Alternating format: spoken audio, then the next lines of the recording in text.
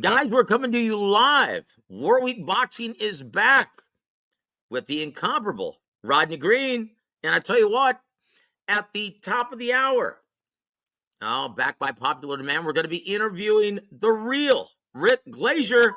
Talk about what happened to him on Twitter, as well as everything he's doing and looking forward to in this week or this month in boxing. God bless all of you. And we've got this and much, much more on the latest edition of Real Talk with Rick Glaser.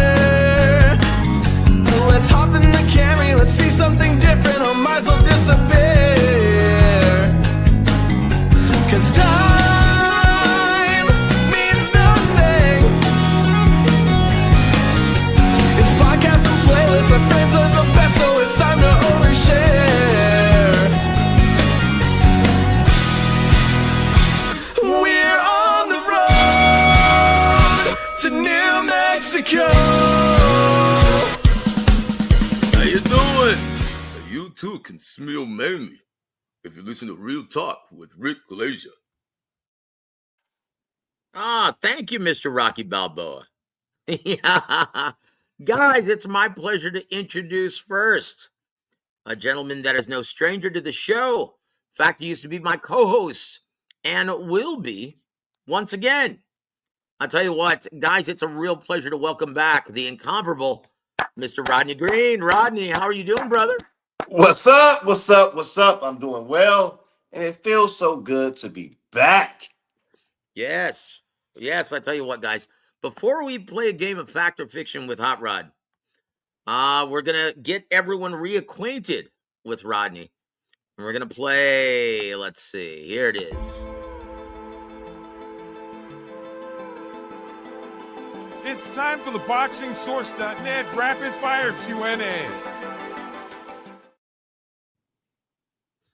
I tell you what, and we want to give a big shout out to my brother, James Bell from the BoxingSource.net.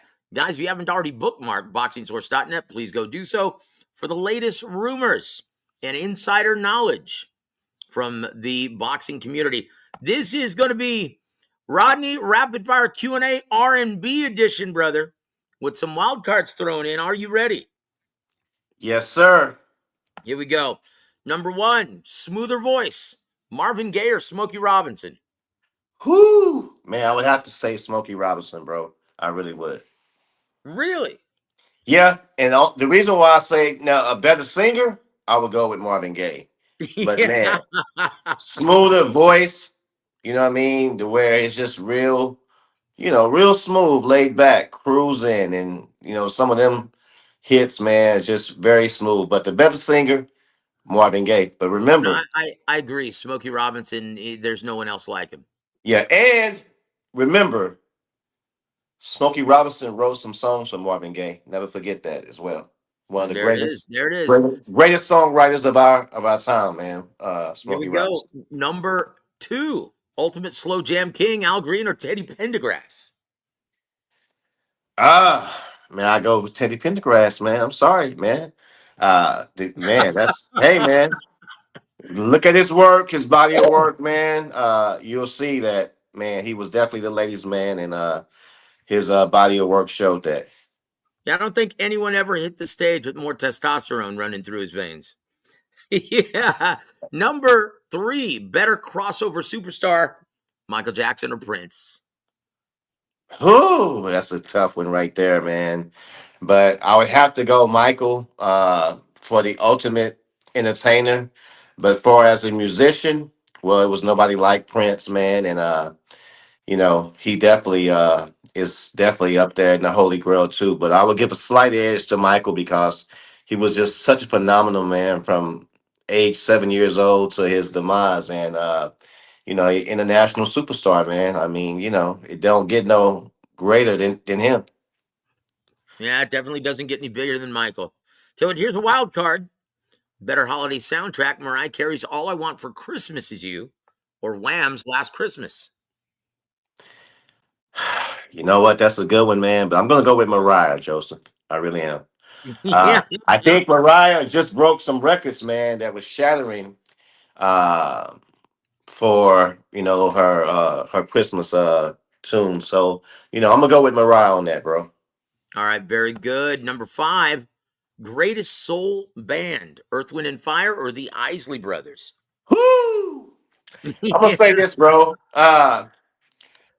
Earth, Wind, and Fire, as far as a collective, probably is like the greatest group as far as stage presence, entertaining, song, longevity. But man, Ronald Isley, man, uh, I just can't go, man. I can't go. I can't go against him, bro. As far as where I still to this day, it's been passed down to my kids, man. Where he is really like the goat, man, as far as in that area. Yeah, honestly, I love the Isley Brothers, but I love me some Earth, Wind, and Fire. I think that's a push. Okay. Number 6, brother. Number 6, more timeless love song catalog, Luther Vandross or Frankie Beverly? Ah, Yeah. Luther Vandross, man. You can never go wrong against Luther. But man, R.I.P. to both of them cats, man, and Yep. definitely, man. They was part of my childhood, both of them. I don't know, man. Frankie Beverly and Mays, that's tough to beat. But yeah, Luther, man. Love song catalog. Number 7, Funkier Groove Masters, Parliament, or Cool in the Gang? Woo! Yeah. You know what, man? You thought this was going to be easy, didn't you? Both of these guys have been sampled so much throughout hip hop, uh, and I love them both, man. They both had an influence on me. Uh, but I'm gonna go with a slight edge of Kool in the Gang, man. I think they had a little bit more commercial success, man, and I'm gonna give them a slight edge though. Kool in the Gang. I love me some Cool in the Gang. But I love me some, yeah, Parliament as well. Number 8, stronger female powerhouse vocal, Aretha or Patti LaBelle? Whoo! That's a good one right there. You really can't go wrong, man, with two. Uh, but if I have to go with one, man, I'm gonna probably go with the Rita. But if someone disagreed, I wouldn't be mad at them though. Let's just say. Honestly, that's another push, man. They both have over 4-octave ranges. Mhm. Number 9, better Christmas cartoon special. Here's a wild card: A Charlie Brown Christmas or How the Grinch Stole Christmas. Dang, Joseph, you really got some hard ones, man. Ah, Oh I'm gonna man, say the Grinch, man, because the Grinch is such a staple, not just as much as the cartoon, but you walk around and and we've all have experienced a Grinch Christmas before, though. You know what I'm saying? Where it wasn't the best, though. So I'm gonna go with the Grinch. But again, if you went with Charlie Brown, man, hey, I wouldn't be mad at you. well, I'll tell you what. Just because I'm a huge fan of Vince Giraldi and his jazz, I'm going to say Charlie Brown. Yeah. Ah, okay.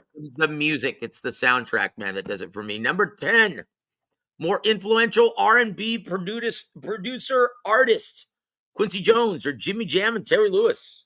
Whoo, why you doing this to me, bro? Yeah, Yeah. my favorite producers of all time are Jimmy Jam and Terry Lewis, man. My favorite producers of all time. And it's hard to go against that. However, I would be, somewhat just naive to not understand Quincy Jones' impact on music. Everything he's done with just, man, soundtracks, The Wiz, Michael Jackson, and so on and so on. And um, Brothers Johnson. But you know what, man? I'm gonna stick with Jimmy Jam and Terry Lewis though. I'm loyal to them. They're my favorite producers, man. Look their catalog up, man. They ran the '80s, which was my childhood, with all the number one hits, man. So I gotta go with them, Joseph. I can't deviate. Yeah, you know what, man? There's no one producer more dynamic than Jimmy Jam and Terry Lewis. Yep. Their music just anyone they produce always seem to be more alive Yeah. than everyone else. Yeah. And So here we go. Number 11, Ultimate Late Night Quiet Storm Vibe, Anita Baker or Sade?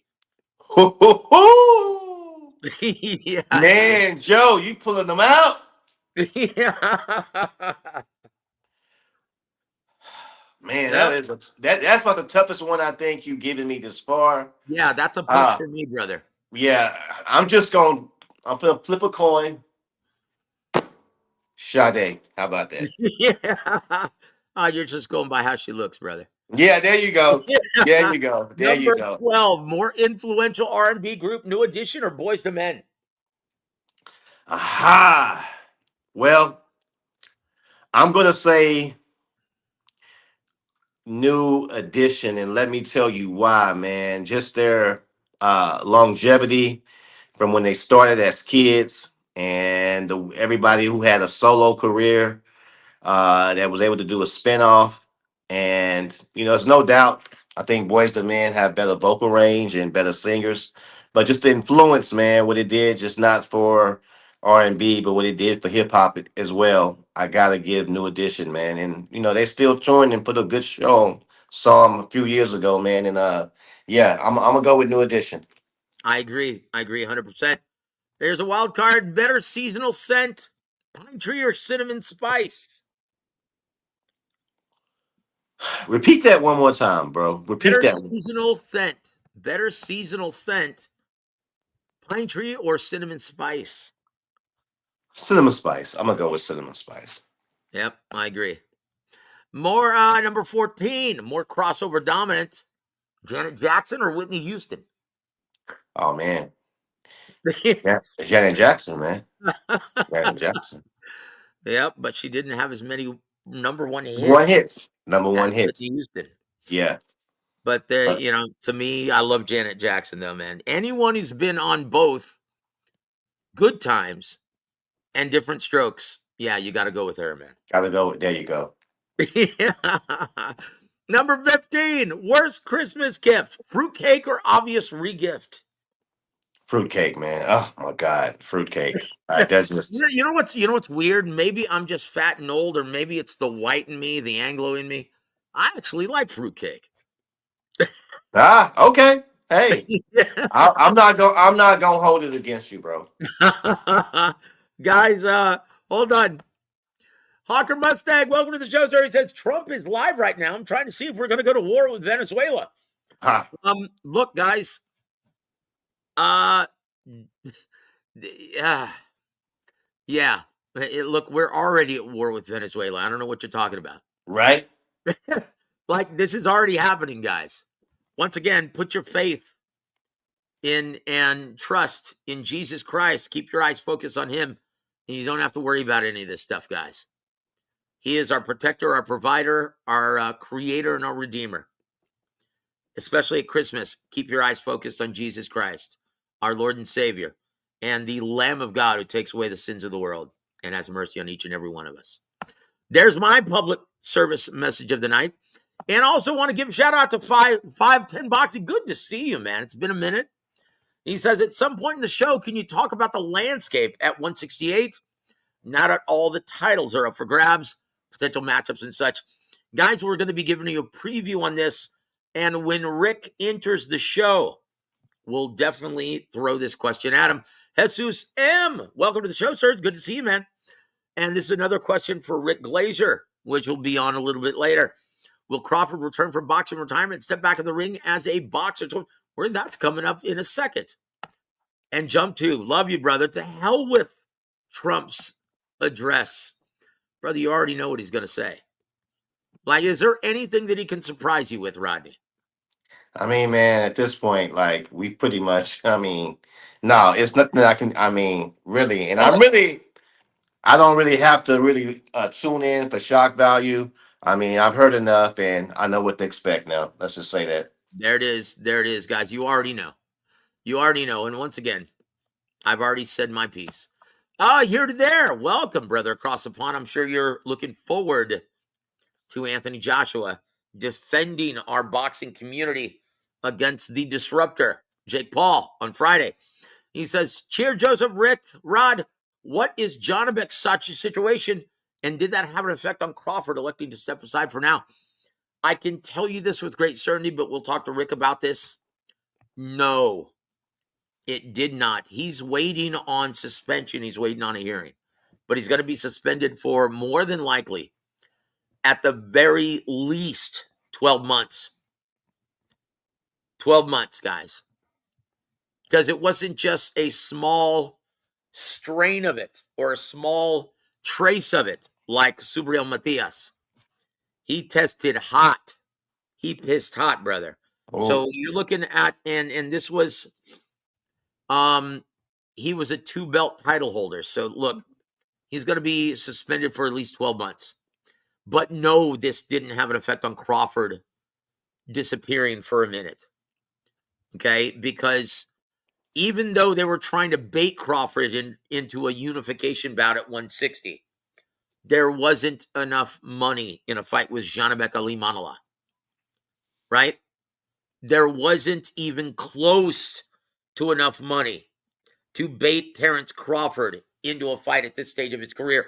Look, at age 38, Rod, did you think he would ever step in the ring with Janibek Ali Manala? And was there enough money in that fight? No, it's not enough money for Terence Crawford at this juncture of his career. I mean, I would tell everybody, man, look, Terence Crawford waited his whole career for the type of payday that Canelo and him garnered. And again, I'm going to put you the magazine, which Oh, I that's was right. able to You were get. there. You I were was there in there. person, weren't you? So, man, Crawford's always been a warrior. He's always, waited his turn. He finally got it.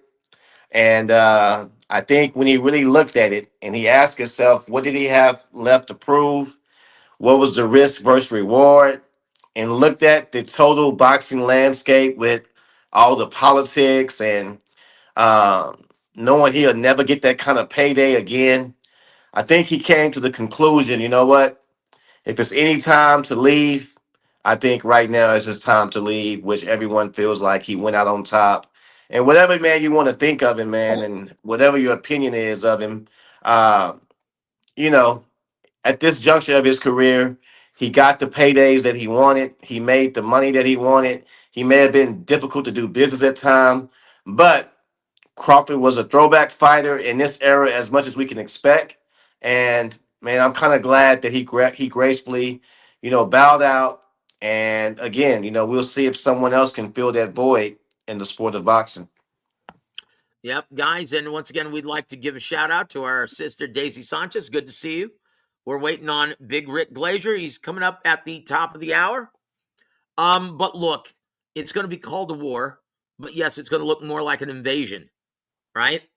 Remember, we invaded Grenada, and that was technically classified as a war, if you're as old as me and Rod. Peter, welcome to the show, sir. Let's stick to boxing. And yes, Terence has retired. We're gonna probe into that, guys. And look, guys, let's play this, Rodney. It's been a minute, right?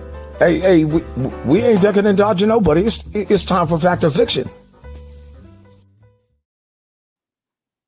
Oh, guys, I tell you what, I love me some fact or fiction. We're gonna get right into it. Number one, Rodney. Terence Crawford, fact or fiction. Terence Crawford choosing to step over Duran Boots Ennis was actually a blessing for the Philly native because Bud would have humbled him. Fact or fiction? Ooh. You know what, man? I do think Bud would have humbled him to a degree to where I'm not saying Bud would have stopped him or really hurt him really bad, but he would have really saw what it really, meant to be in a elite fighter that has the experience, that know what it takes to perform under the bright lights, and I think that he did do Boots a favor because, again, man, Boots is ascending, and the loss or not looking good at Crawford really would have diminished his value going forth, in my opinion. So you're saying fact. Yeah, yeah. Yeah, I agree wholeheartedly, guys. And look, we're going to get, in coming up on Fact or Fiction, we're going to address we're going to find out how Rodney feels about Boots Ennis versus Virgil Ortiz Jr., which is going to be made, and they're in the process of finalizing that deal that's going to be this summer coming up.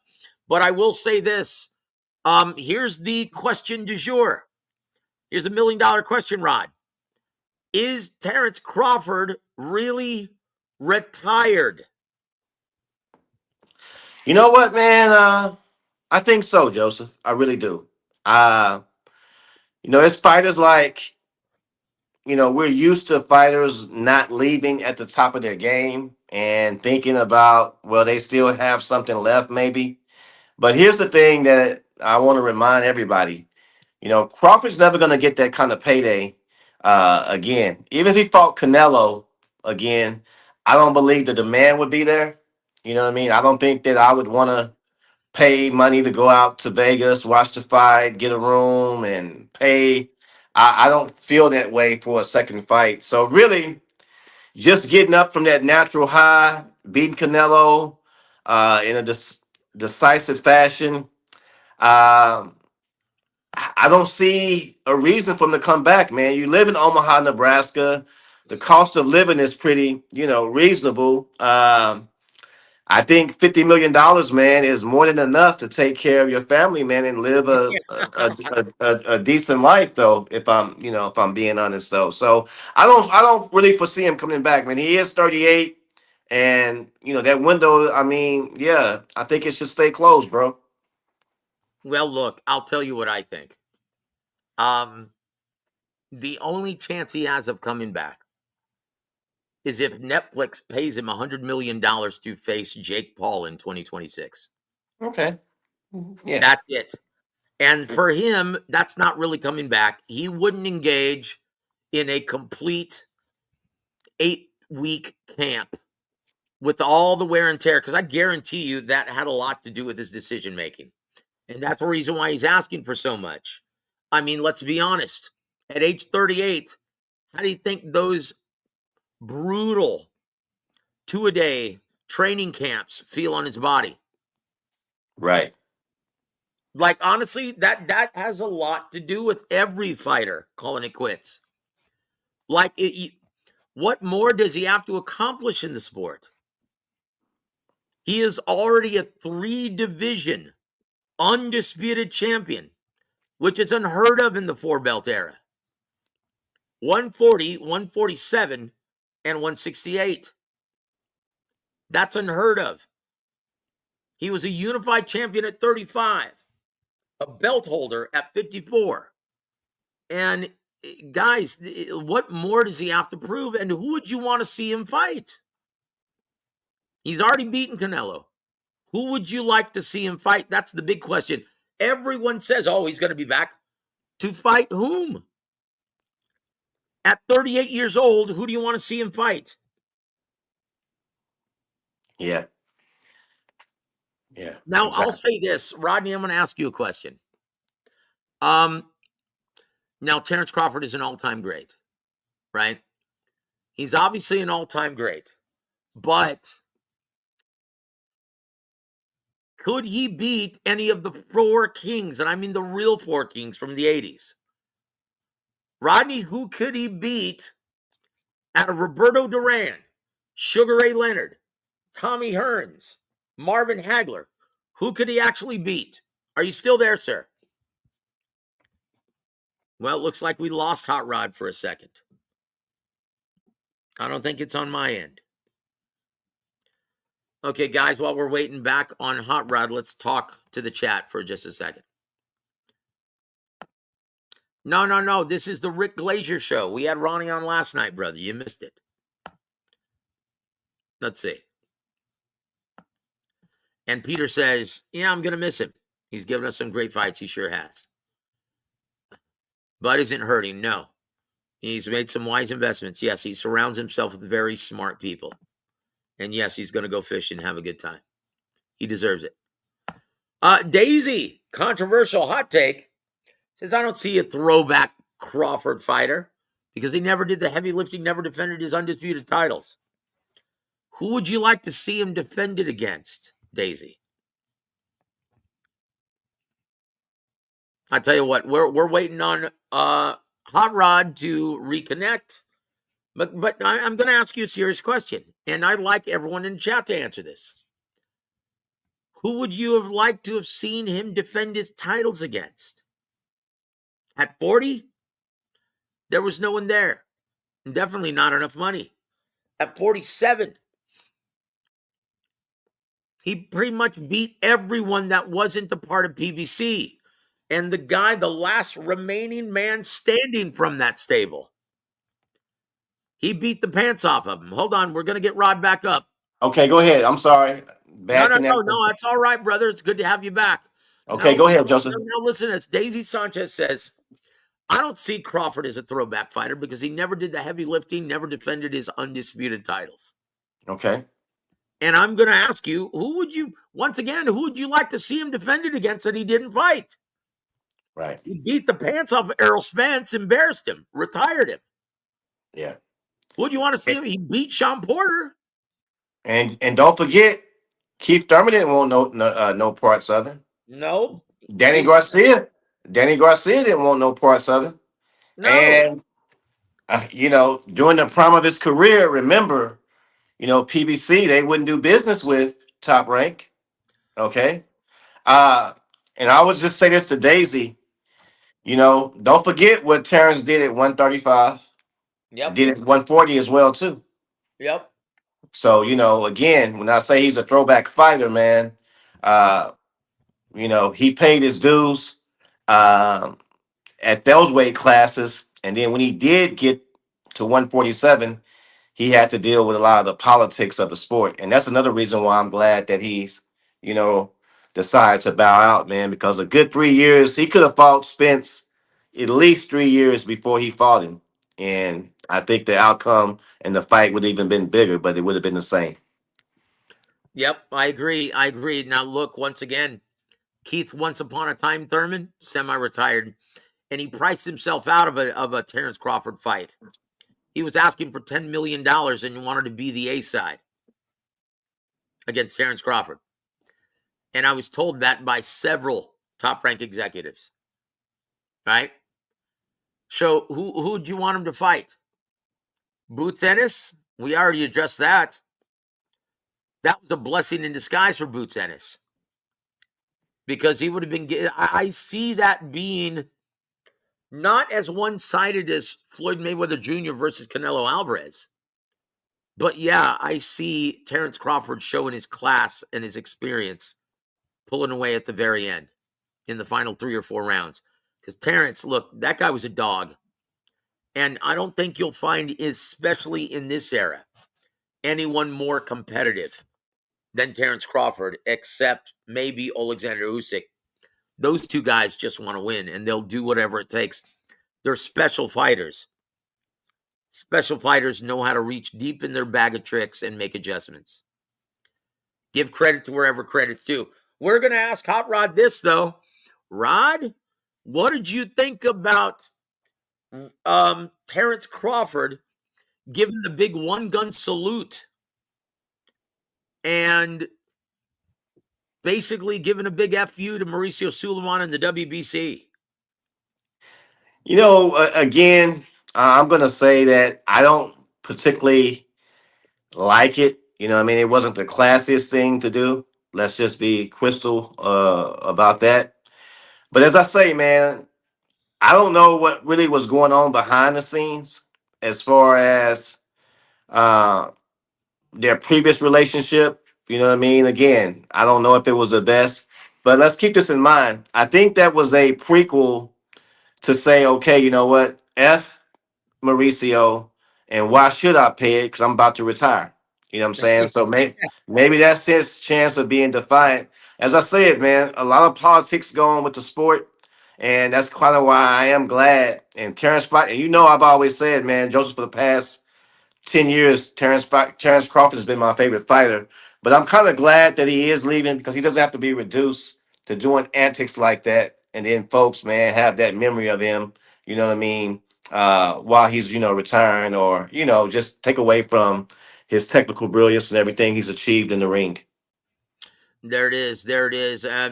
Hold. Uh-oh. Jesus says, is Tim Zoo versus Thurman looming? Look, Tim Zoo went the distance with a nobody. A guy that he would have knocked into next week 2 years ago. Guys, look, Tim Zoo is a shell of himself. I know he fought earlier today in Sydney, Australia. He needs to stay in Australia because he obviously can't hang with the big boys at 154 right now in America. Like, think about it, Rodney. Do you see him being even competitive with Jaron Boots Ennis or Virgil Ortiz Jr.?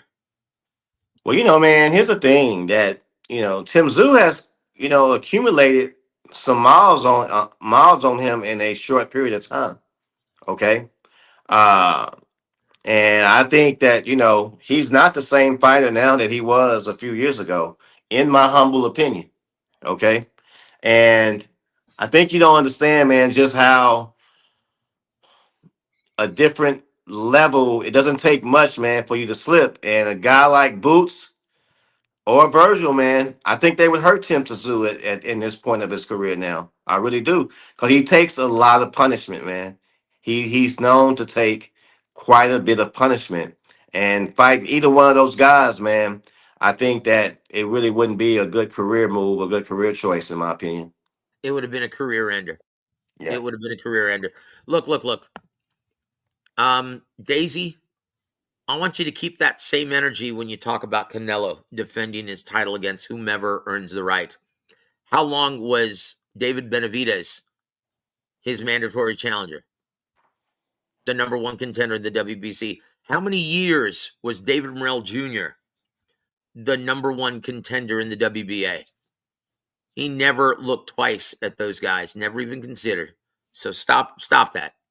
You're not being fair. Jesus M says, Janabek, boy, that would have been one of the most boring matchups in the history of the modern era. Two razor-sharp counterpunchers respecting each other, waiting for the other guy to make the first move. No, thank you. Glad he never fought him. The Boxing Scholar, good to see you guys. And if you haven't already subscribed to my brother, Boxing Scholar, go visit his channel. It's really good. But he said equals Michael Jordan. I don't know about that. But let's put everything in its proper perspective. We were talking about this earlier. Now, once again, Bud is an all-time great. You could plop him in any era and he would do just fine.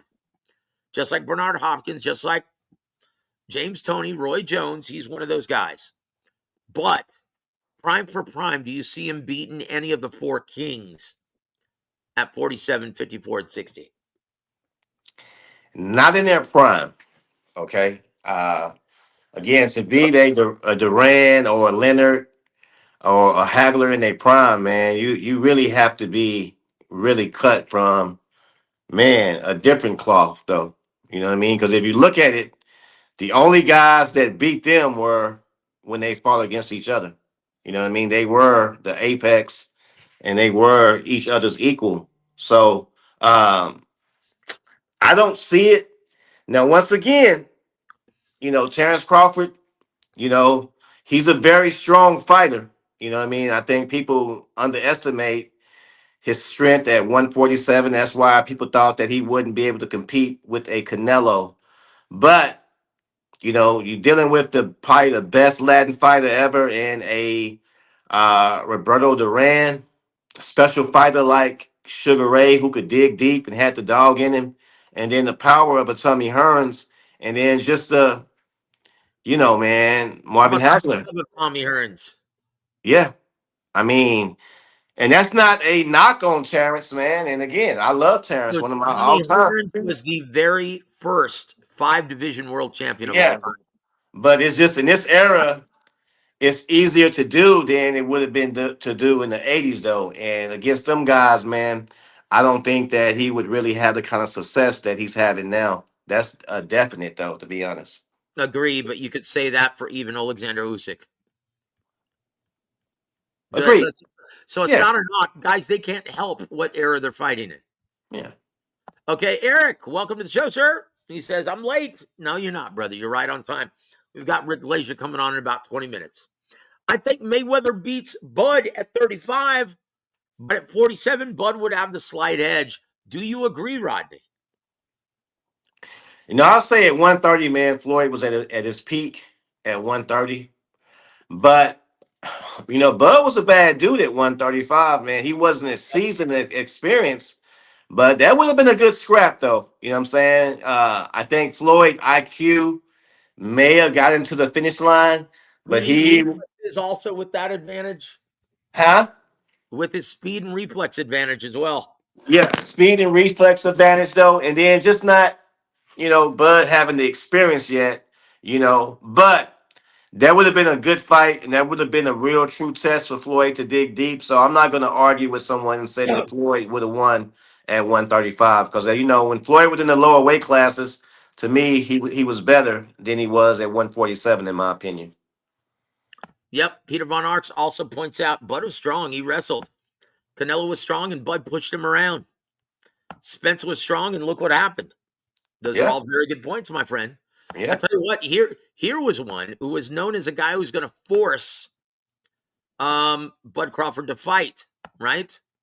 He says this. Look at Porter. Porter was supposed to be a physically demanding fighter, and Bud put him in check, forced him to fight from mid to long range. Yeah, guys, Bud was special. But once again, he took advantage of a very weak era. And I say weak-minded. Guys, let's move on because we have a lot to cover before Rick gets on the show. Number 2, fact or fiction, Rodney. It's official. Jake Paul will lose this Friday because the Haymaker, David Haye, just picked him to pull off the upset. Fact or fiction, brother? I have a feeling, man. David Haye is not too fond of Anthony Joshua. I don't know why I believe that. He's jealous, man. Yeah, and I like David Haye. I do, man. The Haymaker, man. But you know what, man? Watching the energy today, with the um, the face off and just some of the the festivities leading up to the fight. Man, I would love for Joshua to win in a convincing fashion, like he did against Francis. Francis, man. But again, I think, man, Jake Paul's going to surprise people, and not because of his boxing ability, but man, I just think Anthony Joshua has a lot of wear and tear on that frame, man, and I think he was exposed a long time ago when he fought Andy Ruiz. Andy Ruiz, and it's only went downhill since then, man. He hasn't really looked good in a fight since then. Correct me if I'm wrong, Joseph, though, but I haven't seen him really look good, even when he fought B-level fighters, man, as tune-ups, though. So if I'm a betting man, and with no training camp, and we've seen how Tyson Fury looked, and Tyson Fury is one of the all-time greats, and with him not having a training camp, he was in a life and death with a UFC fighter. So I don't see it being much different with Anthony Joshua when he's clearly not on the level of a Tyson Fury. He's a far less superior fighter. So look for it to be him to struggle. And if it goes to the cards, who's the A side now? Is it Joshua or is it uh, Jake Jake Paul. Paul? Who's the A side? Who has the vested interest as far as the network going forth? Yeah, you know what, guys? This is, I hate to say this, guys, but I'm really intrigued. Now, my heart, and I hope desperately that Anthony Joshua defends the honor of boxing and puts this guy into retirement and just forces him to just be a promoter. But I'm telling you this. Look, the WaraWeek sexy bet of the week. The over-under is 2.5 rounds. Bet the over and big, because this one's going the distance, guys. If you think he's going to do what he did to Francis Ngannou, think again. This is a guy who hasn't had a camp. And the 3 weeks he's had to prepare, he's been focused mainly on losing weight for the first time in his career. He hasn't had a proper training camp, and he's a counterpuncher by trade. Expect his timing to be off. Expect his footwork to be shit. Expect his jab to be non-existent. Jake Paul is going to surprisingly do much better than everyone thinks. But I will say this, though. Whoever said that Jake Paul was 6'1" is high on crack. He's 6'1" with Spanish heels. He's more like 5'10", 5'11". After watching the press conference, I'm truly convinced of this. That may be a factor, guys, but we're going to move on. We're going to talk about this with Rick when he comes on. Number 3, fact or fiction, Rod, because Teofimo and Shakur have filthy, uncouth mouths. They will never be great ambassadors of boxing and receive mainstream sponsorship. Fact or fiction? Well, yeah. I mean, we live in an era where you see 18, 19 years old athletes getting, sponsorship, college athletes. And for whatever reason, man, that hasn't just transferred, to the boxing arena. Well, For whatever reason. I'll tell you why, Rod. I'll tell you exactly why. And this is why I'm bringing this up. This has to be rectified. And it only happens among U.S. fighters. They don't have this problem in the UK. They don't have this problem in Japan, nowhere else. If you were to filthy,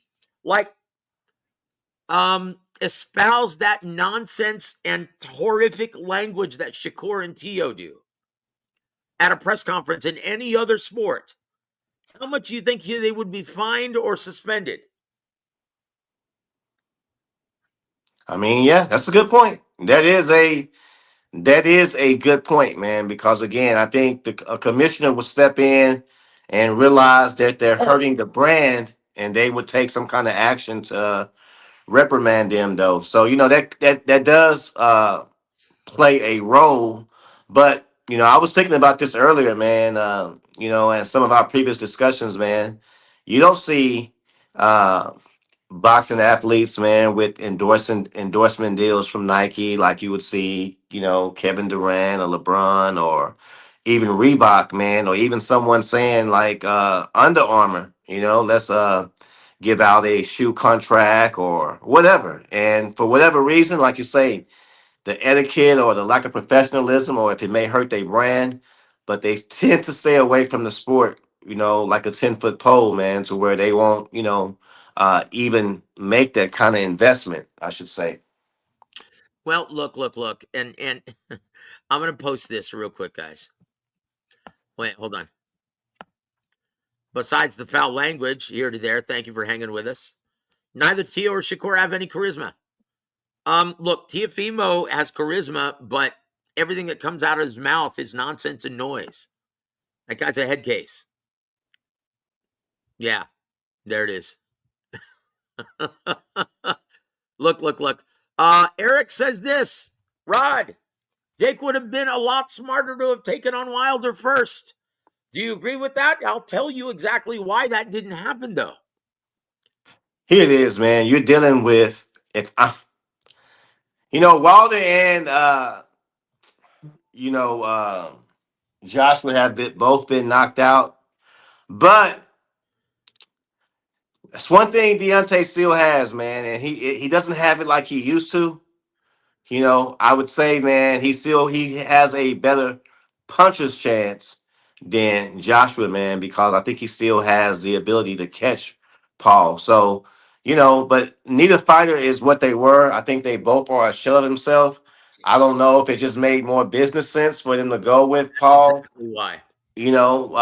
but maybe it made more business sense and it was easy to deal with. I don't know who manages or promotes Deontay. Like, I don't. I mean, I know he was with PBC and Al Heyman. I don't know if that's the case anymore, but it probably, like you say, just made more business sense to do business with Joshua. And I think Joshua still has a following because UK hasn't totally given up on him, but a loss tomorrow, man, I think that, or Friday, would be pretty much the nail in his coffin, man, as far as the support. Well, look, the worst thing that Deontay Wilder could have done for his career is take on Terrell Herndon on BLK Prime, because that pay-per-view only did about 20,000 purchases. That tanked his market value. That's why. That's why they rolled with Anthony Joshua. Okay. Makes sense. Makes That's it. sense. Yeah, guys, look, this is why you have promoters. This is why you deal with networks who can actually properly promote your events. To do it on your own, you better be a superstar, or else it's going to flounder. Let's move on, guys. We've got a lot to cover. With 15 minutes or 13 minutes, Rick Glaser is going to come on the air.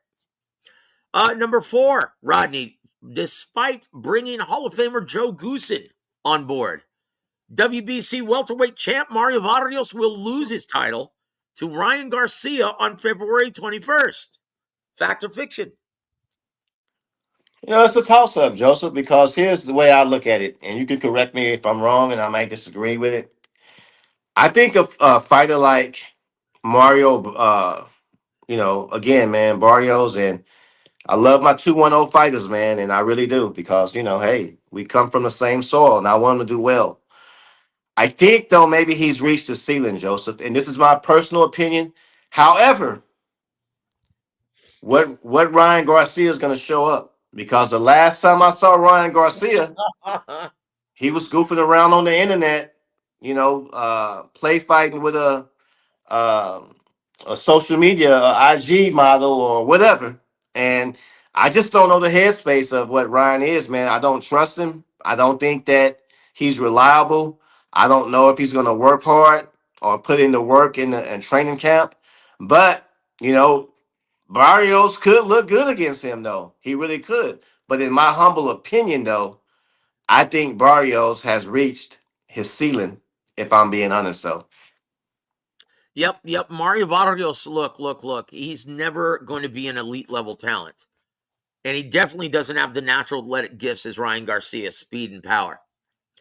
But I still think Mario Vargas outboxes him.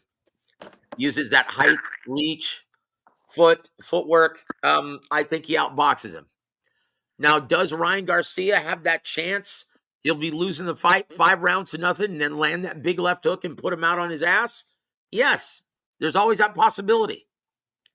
He's Mario Vargas, you could say, could be winning the fight until he isn't. And that may be the way it plays out, but we'll have to see. Let's move on, guys. We've got only a few minutes left before Rick comes on. Number 5. Oh, boy. Speaking of Deontay Wilder. Fact or fiction, Rodney?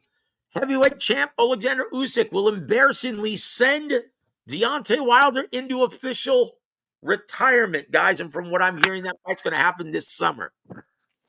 Yeah, this is Deontay's final curtain call. It really is, though.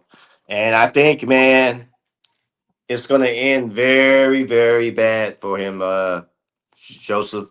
A fighter like Usyk, man, who his footwork, his precision, and seeing how much Deontay has declined in the past 3-4 years, I think he gets knocked out cold. And I think that, again, after this, man, we won't see Deontay anymore. And I think he's going to be having a hard time getting passing the physical if he ever chooses to fight again, man, because I think really it's going to end that bad for him, in my opinion. Yeah, guys, Usyk, even at age 38, he's a special fighter. He's a special fighter, and he's an all-time great. You can't. And right now, Deontay is a shell of himself. If he thought Terrell Herndon was tough, buckle up. Usyk's going to whoop your ass. Number 6, Big Rod. Jaron Boots Ennis versus Virgil Ortiz is a 50-50 fight. Fact or fiction? I would say fact, but I give Boots the edge. And the reason why I give him the edge because Boots can fight on the inside. Uh, but that's a good fight. They both haven't faced anyone of their caliber yet. It would be very interesting the first few rounds who gets each other respect, who makes one a tentative fighter, who makes them kind of respect them, going forth. Uh, if man, if Ortiz, if he gets countered, would it make him a little bit more hesitant? Or once, Boots really feels that jab from Ortiz and feel that power, will he get on the bike somewhat? Would he still stay in the pocket? A lot of things to look at, but man, this is a great fight and probably the top fight I'm looking for in 26, to be honest. I think everyone's looking forward to this, and it's only a matter of time before it gets announced, guys. From what I've been told, it's almost done. So expect them to announce it within the next couple of weeks. Okay. Yeah. Uh-oh. Boxing Scholar says that's not a 50-50 fight, Rod. Well, I'll tell you what, there are no right or wrong answers until they step in the ring now, isn't it? And once again, though, it may be a 50-50 fight going in, but both guys. And here's why it is, Boxing Scholar. Because both men have the ultimate neutralizer. Boots has never been hit as hard as he's going to against Virgil Ortiz, and vice versa. Virgil Ortiz has never been hit as hard as he's going to be hit against Boots Ennis. Both guys have that one hitter quitter in them. And so is that going to make them a more tentative version of what we've grown accustomed to seeing in the ring? That's what makes this the 50-50 fight. Oh, come on, dude. By that logic, AJ and Paul. Dude, you cannot compare the power of Jake Paul versus Anthony. Stop it, Boxing Scholar. You're embarrassing your name, brother. Come on now. Jake Paul, the same power as Anthony Joshua? Bingo, dude. Uh-oh. Here to there has a good point. Nope, Rodney. At 122, the best fight in the sport coming next year, along with Inoue versus Junto Nakatani. Woo! I'll tell you what, man.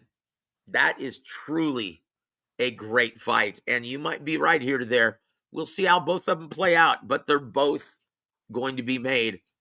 If Junto Nakatani is successful on the 27th, as well as Naoya Inoue, they're going to announce that fight immediately following in the center of the ring, because from what I've been told, it's already been made.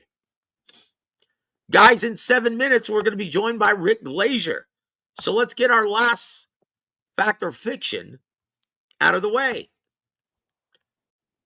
Number 8, fact or fiction, Rodney. Canelo Alvarez will shock the world and fight Jake Paul next, not Bud Crawford. Man, I would hope not, Joseph, but, here's the thing about Canelo. He's reached the point of his career and it's been this way for a while.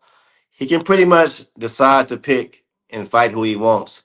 I think if the money is right and, Jake Paul sees enough slippage in his game to where, he sees some deficiencies because Canelo is not the same fighter.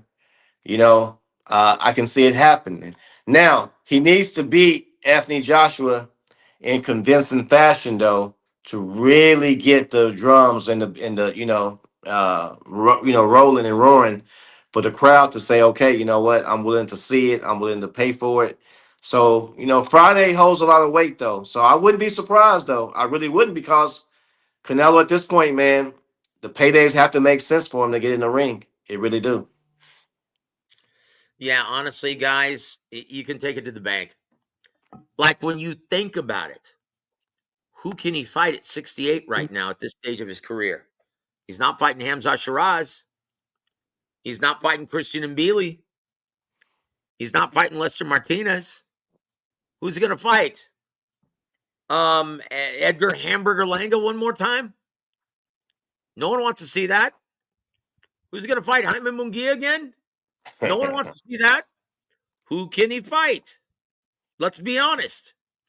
At 68, who's he going to fight that's actually worth putting on pay-per-view? See, that's a big problem people don't understand. Canelo still needs a viable B-side to actually sell pay-per-views. Who can carry a promotion and isn't going to beat the brakes off of Canelo at this stage of his career? This is a serious problem for Canelo, guys. In my opinion, he's going to fight Jake Paul, guys. I think this is a big fact. You know he's not going to fight David Benavidez. He's not going to move up to 175 and fight David Benavidez. He's not going to fight Bivol again at 175. Who's he going to fight? He can't move down to 160 and fight Erislandy Lara. He's never going back down below 68. This is a real problem for the future of Canelo Alvarez in boxing. And I think you're absolutely right. Boxing Scholar says this: he'll be undisputed again.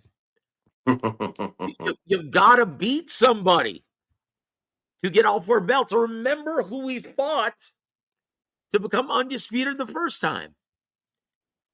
He beat an undefeated Billy Joe Saunders. He beat an undefeated Caleb Plant. He beat an undefeated Callum Smith.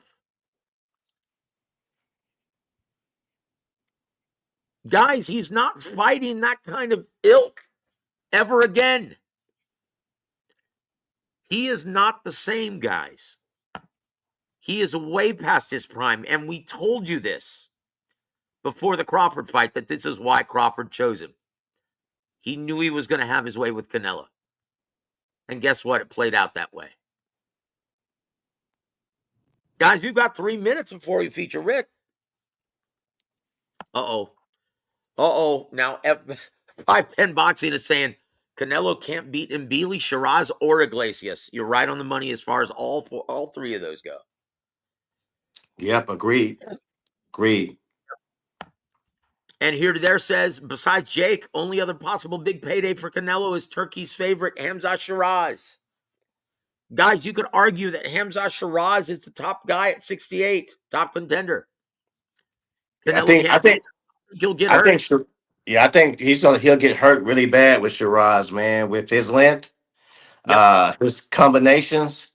Yeah, I think, man, I wouldn't be surprised if Shiraz stops Canelo at this career, if I'm being honest, man. All right, look, in the last 2 minutes before we welcome Rick Glaser on the show. Guys, like it or not, this fight, just like the Tyson fight, not quite, but pretty close, has really captured the imagination of the sporting world, Jake Paul versus Anthony Joshua. Now, here's the intrigue, guys, and this is why everyone's gravitating towards this event. Well, I tell you what, we'll save it for Rick Glaser. Guys, it's my pleasure to introduce one of the most knowledgeable men in the boxing business today, and a gentleman who's taking time off of his vacation, his anniversary vacation and Christmas vacation, to join us, the incomparable Rick Glaser. Rick, how are you doing, brother? I'll get carried away, Joe. Yeah. Hey, it's been a minute since you've been on the show. I didn't get a chance to wish you guys happy anniversary. Thank you. Thank you very much, Joe, for my lovely lifetime. 12 years. Yeah. Anybody who can put up with me for that long deserves all kinds of awards and rewards. Yeah. I'll drink to that, brother. I'm not going to disagree with that. I'll tell you what, Rick, your thoughts on the recent announcement of Terence Crawford's retirement. Do you think he's going to be remain retired? He just got kicked out. Oh, my goodness. He's going to be right back, though, guys. He just needs a better connection. That's all. But, guys, look. Yeah, honestly, the intrigue. Well, here it is. They're not connected. Oh, here it is. Rick, welcome back, brother. Can you hear me, sir? I can't hear you, Rick. Hello? I can hear you now. Oh, I Seems don't know like what happened. that's all right. That's all right. Hello? Can you hear me? Can you hear me, Rick? Looks like we're having trouble connecting with Rick. It's probably snowing in Great Buffalo right now. Yeah, Rick, can you hear me? he's definitely having a hard time with the reception. Oh, I'll tell you what, we'll wait and see if Rick can get situated there. Rick, can you hear me, sir? Because we can't hear a thing. Okay, let's see if this one is better. Okay. Rick, can you hear us? Rick, can you hear us? Uh-oh. We're having problems. Rick, can you hear us, brother? Let's see. Let's see if I can do this. Yeah. Let's see. I can't hear a thing, and I can't adjust his mic. Rick, tell you what, let's try once again. I'm going to kick you out and call back in, okay? Thank you, my friend. Yeah, Rick is having some problems. Try one more time, brother, and we'll just call it a night if we're having trouble.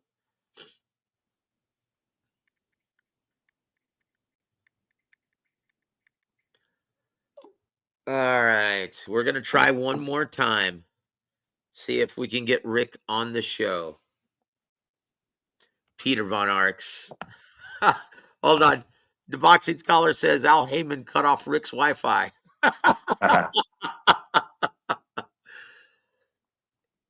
We're going to try this one more time, guys. Rick, can you hear me, sir? Oh, Oh, boy. hello? Looks like we're going to... Yeah, hello. Rick, we can hear you Yep. now, Rick. Yes. Woo! The boxing Oh, what scholar happened? But anyways, here, Go ahead. basically speaking, is Terence Crawford. Terence Crawford is sitting on a lot of money, and it's just unless you're fighting Canelo, he can't make any money, any real money, and he's just saying to himself, "Hey, listen, I've done enough, and I became everything I ever thought I was going to become, and I got enough money and generational wealth, and he's undefeated, and he's going to ride off into the sunset." That doesn't mean next September that he won't be fighting Canelo for a lot of money, but that means at least for now he is retired. I could see him staying retired because he's financially very sound, and he is undefeated, and it's hard for him to get motivated at this point. He's accomplished everything he's wanted to accomplish. Yeah, you can't argue with that. Let me ask you this. Jake Paul at today's press conference said that he would like to fight Terence Crawford in 2026. Could that be enough money to bait him out of retirement as well? Can we Well, ask that's me, such an Joseph? easy fight. Oh. That's such an easy fight that, yeah, he probably could. Well, I tell you what, there seems like the sporting world is gravitating towards this Jake Paul Anthony Joshua fight, brother. Well, I'm in Miami Beach, and nobody said a word to me about it since I've been here. So none of the locals or nobody's talking about it at the hotel or at the. We went to restaurants today, a couple of them, my wife and I, and nobody's mentioned anything. So if it is, I don't know anything about it. Wow, I tell you what, because that would make a lot of sense because from what I've been told, it's not sold out yet. Do you think that's It probably won't sell out. Just not being an attraction in America?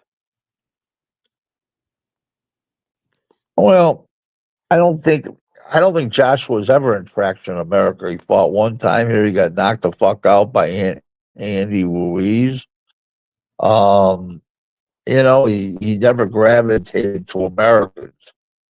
Fury has a much more outgoing personality that would, It was more of a term the American style. So I would get Tyson over here than Anthony Joshua would be. Mm. You're breaking up a little bit, but we'll keep going. Michael K has a question for you, Rick. He says, can you ask Rick about the Golden Boy deal with DAZN ending in 2026? I talked to them, and they got fights scheduled, and everything is going along, and that was news to them. So I don't think I don't think it exists. Very So good. they got Virgil Ortiz. They got a lot of good attraction. They put on good fights. There's no reason why their deal should end. Can you give us the latest on Virgil Ortiz versus Boots Ennis happening this year or next year? I don't know. Loose I don't. succinction, I huh? have no idea. No, don't answer. Don't Okay. have an answer. Well, I hope I'm one of the few believe that Virgil Ortiz is dead, but that's my opinion. Many people feel that way. Wow. I'll tell you what, that's a bold claim, but he's got the power to do it. He can knock out anyone on any given night. But I will say this, Rick, please give us an answer. When are you going to be back on X? We miss you, brother. Well, I'm working on it right now. I mean, it was hacked into that crypto scam, fraudulent ads on my Facebook, on my Twitter. I'm sorry, my Twitter, and it's free. So I've got to go through all the jump through hoops to get it back up. But where I'm in control of my own name and likeness, and there's somebody commandeered my name and likeness trying to sell. You wouldn't believe people are calling me directly. Oh, does this lady really get you a new house through all her crypto advice? I said, are you out of your fucking mind? So I said, yeah, please, it's ridiculous. So, I mean, I must have answered like 12, 13, maybe 14 calls like that so far. So it's crazy, Wow.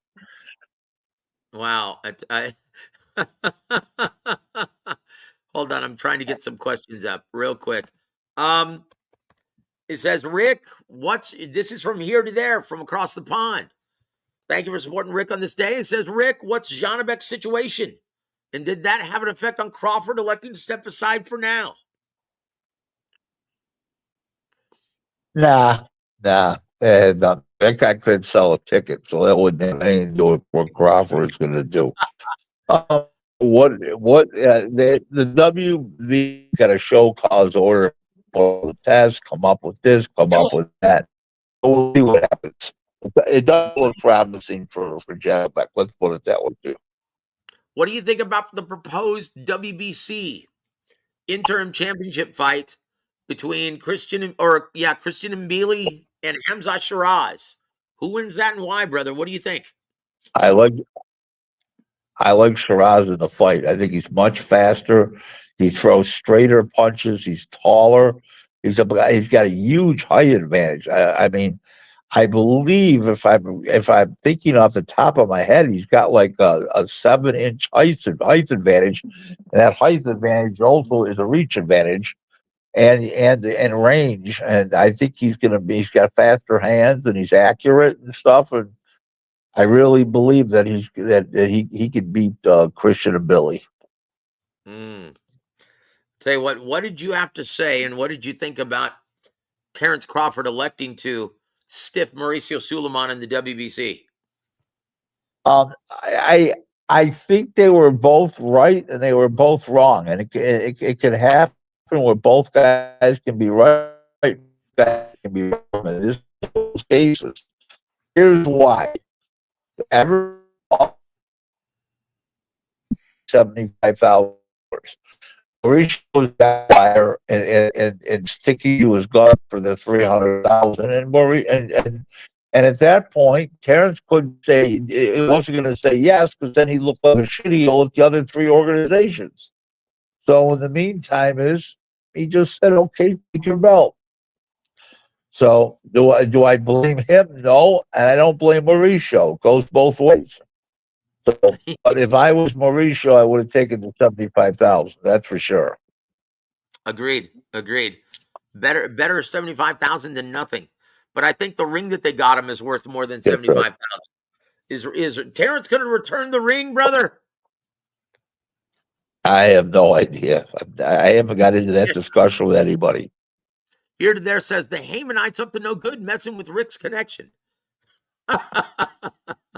Here's the golden boy question, Rick. Yeah.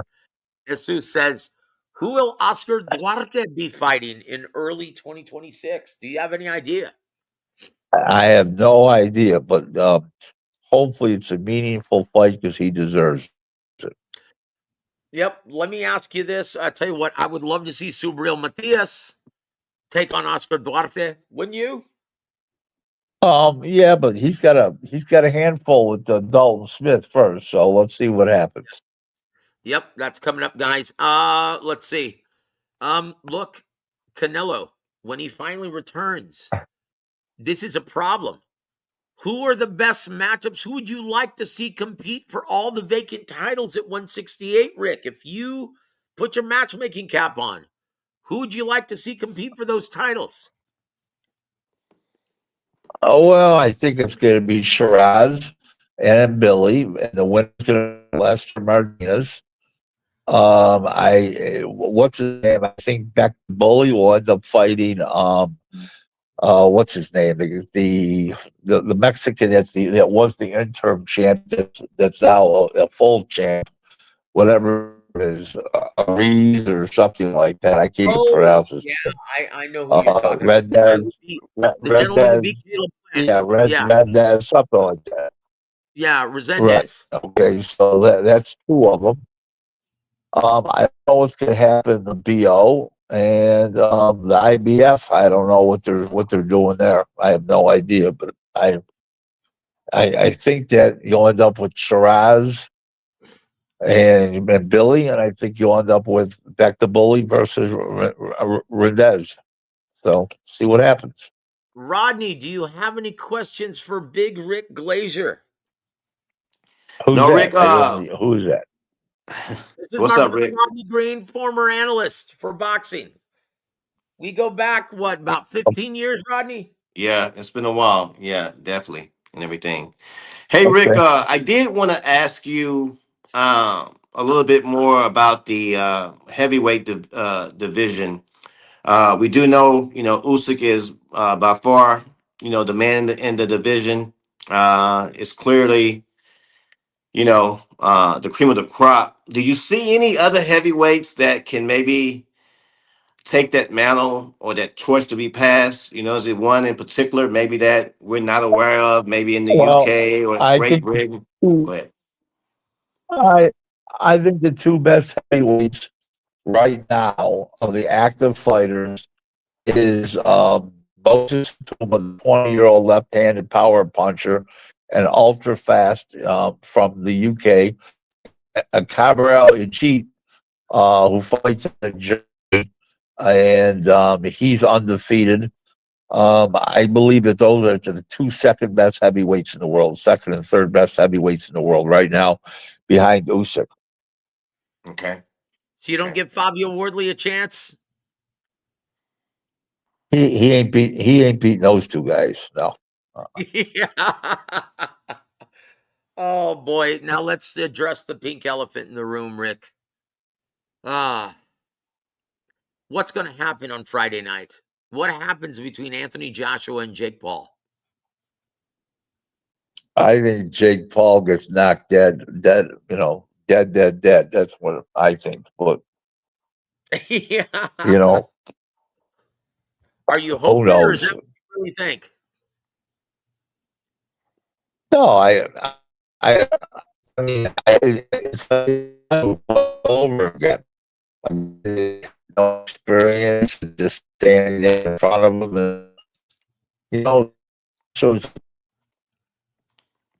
he got power. I'd say speed, hand speed, and he's strong, and he's tall, and he's punching down on somebody. It's gonna be. I can see Jake Paul get really knocked the fuck out. Well, I tell you what, for the health of the sport, I hope that happens. I hope he does another Francis Ngannou job on it. And I tell you what are your thoughts on everyone saying, and I'm talking about everyone, even the diehards, especially the mainstream and casuals, they're, we just lost Rick again. It's I all was good. just going to ask him, and I'll ask this to you, Rodney, while we're waiting on him, because I don't know if he's going to come back this time. Okay. But look, everyone is saying, well, look, if this fight, if Jake Paul doesn't get knocked out within 2 or 3 rounds, this fight is obviously scripted. That's a clear indication that boxing is fixed. What are your thoughts? I mean, here's the thing that we really have to look at. Okay. Hello. Yeah. Can Rick, you? So the diehard, everybody's saying what now? everyone is saying, and Rodney was getting ready to answer this, but we'll ask you, and then we'll get to Rodney. Everyone is saying, if Jake Paul doesn't get stretched within 2 or 3 rounds, then that's a clear indication that boxing, this fight is fixed. What say you, brother? What would you say to those fans? It could be a clear indication that Joshua's shot.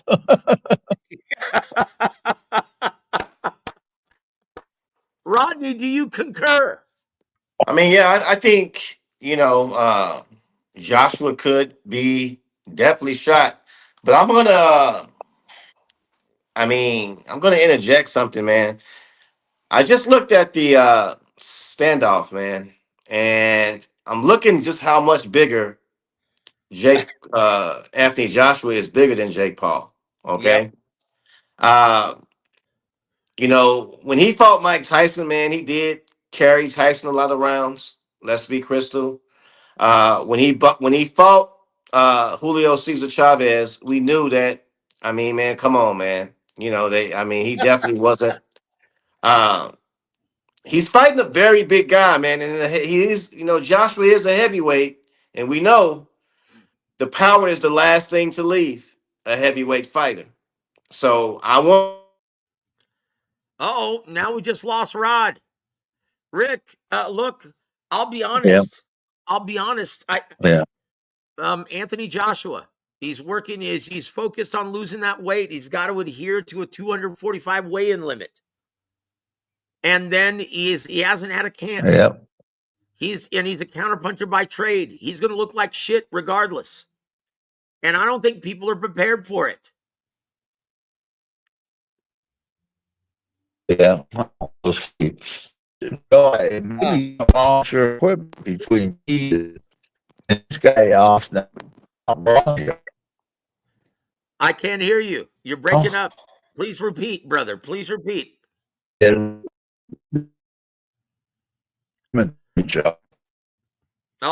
Looks like I might be doing this show by myself.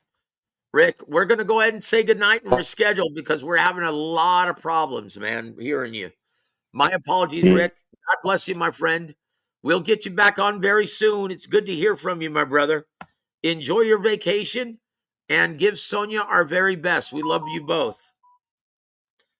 Guys, let's get Rod back on the stage. Okay, we apologize for all the problems, but as you were, Rodney. Well, man, again, I just happened to be watching the face off today, and Jake Paul is significantly smaller than. I told you. I said anyone who listed Jake Paul is actually 6'1" is high on crack. He looks more like 5'10", doesn't he? Yeah. So here's the thing. Let's be mindful, okay, of some of his Jake Paul fights. Okay, he fought Mike Tyson, which again we knew that was like come on, man, that was like a theater. If we're being honest. Uh, he fought Julio Cesar Chavez, who we've known for the past 10, 12 years, man, that he doesn't prepare for a fight. He doesn't train, and we all know that. And he was gonna fight Tank Davis, who punches like a heavyweight. Okay. His power is, devastating. So for a small guy, he has knockout power. But he is still fighting a heavyweight now that again, man, he still could have some pop left in his punch. So it's going to be curious to see how this plays out. I do think Joshua is a shot fighter. I really do. And the lack of training really makes it a even kill fight. But I don't think Jake can get too cute and think that he just has it in the bag, man, because if he does that, he's going to get hit by a heavyweight and it may change the trajectory of the fight, in my opinion.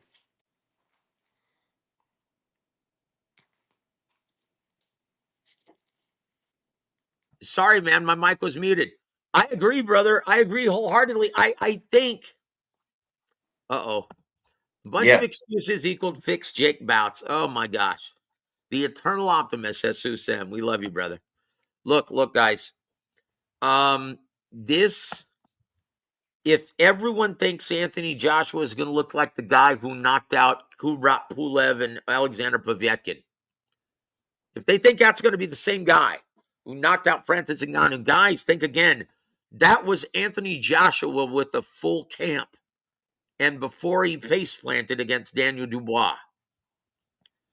Guys, he's going to look like shit. I know he looks physically imposing at the press conference, at the face-off. But guys, trust me when I tell you, he's got no legs underneath him. He looked like shit even after a camp with Daniel Dubois, getting hurt as early as the first round. His footwork is going to be non-existent. He's going to be tentative with his jab because Jake Paul's going to be using lateral movement. I guarantee it. He's a counterpuncher by trade. He's been inactive for 15 months. He hasn't had a camp. He's been focused on losing the weight, adhering to a 245 weight limit. Guys, this spells stinkfest. He's going to look like shit, and Jake Paul very well may not only go the distance, but he may get his hand raised in victory.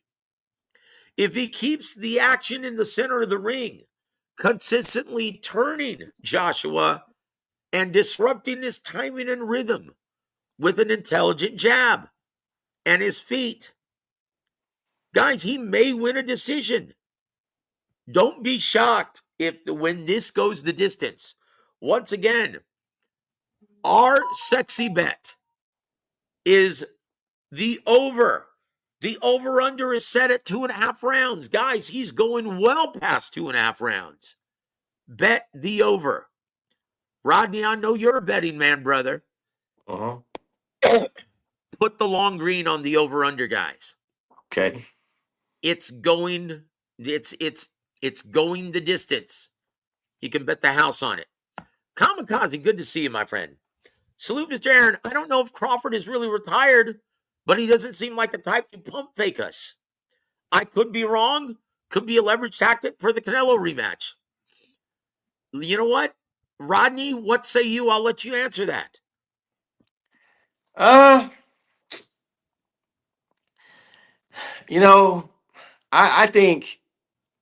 think he's retired, man. I do. I really think he's retired unless he's going to make a equal payday or greater than his last fight. You know what I mean? Again, you're going to have to give him the motivation to come back because him fighting for 4 million, 5 million, 7 million, and even fighting Canelo right now, man, I just don't think it has the same appeal, the same allure to where, he can really get up and get motivated because, as I said, man, I think he had something to prove, and it was a big stage for him, and it was his moment.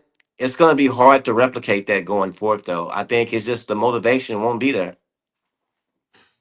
Let me ask you something, Rodney. When Joshua looks like absolute ass and struggles against Jake Paul this Friday, will the Tyson Fury showdown actually happen? You know what, man? The UK could pull it off. I'm sure they can manufacture it because they're still, again, avid fans. I don't necessarily want to see it. I think it'll be more just pageantry at this point. Uh, but it could happen because, again, man, they have such a loyal fan base. My question is, though, as a promoter, and what kind of salary will these guys be asking? And again, I think Tyson Fury lives a pretty decent life, Joseph. I don't think he's hurting for money. So uh, I think that, for the most part, he's pretty satisfied with his career.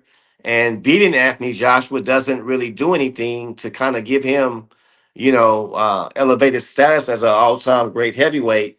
So I don't really see it though, man. I don't think a promoter's going to really give the 20 million or 40 million or 30 million that maybe one of these guys may be asking. So I think that's a stretch to happen, in my opinion, bro. Yeah, honestly, guys, when Anthony Joshua looks like shit, I think that's going to put a kibosh on this fight.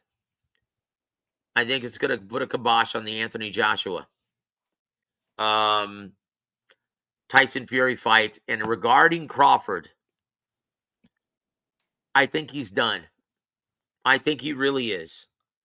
Once again, unless someone is willing to pay him $100 million, I don't think it's going to be enough to bait him out of retirement. He's accomplished everything that he's set out to accomplish in this business. And while he still has his faculties, never lost, never really got hurt, why would you come back and put your body through that ever again? Yep, that's it, guys. But I'll say this. We're going to end this on this. Why has Jake Paul become such a polarizing figure and a real difference maker in this version of the business within the American market, Rod? Man, me and you said this a long time, Joseph, man. Boxing is a lot alike the music business. Yep. And you don't know who's gonna catch fire. It's not always based on, their talent or their craftsmanship or their professionalism or the quality of their work. It's just a combination of things to where they come along at the right time. They capture an audience uh, at the right moment, and they have a successful run for a few years. But when you look back at history, will you say, "Oh no, he was an all-time great. He was one of the best to do it. It'd never be that." But for whatever reason, and I can't really put my finger on it, he just seems to garner the attention, garner the support, garner the interest. And I think now one thing he's done, sometimes, man, what made Floyd Mayweather so brilliant is where you would pay to see him lose. You had such an interest that was very strong. You wanted to see him win, or you want to see him lose. And I think a lot of folks are starting to feel that way about Jake Paul. Yep. And look, let's be honest, guys. This is a brilliant marketing strategy. Even if he does get knocked out, he's going to break the internet, Jake Paul. Everyone's going to be clicking his videos to see him get knocked out. This is going to be the gift that keeps on giving for everybody. And let's just face it. Look, I'm going to point this out. And I pointed this last night out in Rodney's show, and we're going to end the show on this. Rodney, why is Anthony Joshua only a 9-1 betting favorite? He's a minus 900. If he is that much of a powerhouse still and expected to annihilate Jake Paul, why do the handicappers have him only listed as a minus 900? Well, Joseph, man, let's be honest, though. Okay. we have to really be honest, man. Anytime a fighter has been knocked out in the fashion that Anthony Joshua's been knocked out, whether it was with Ruiz, whether it was against when he fought, was it Usyk that laid him out? Joseph, was it Usyk that No. really? Usyk just beat him twice. Okay, Daniel Dubois. Dubois. I mean, man, you want to talk about a brutal knockout, man. Yep. Dubois was a very brutal knockout. He face Just, planted on the canvas. yeah, just that alone, he's not the same fighter. I don't believe he has the same faculties. Now, experience and a true heavyweight, yes.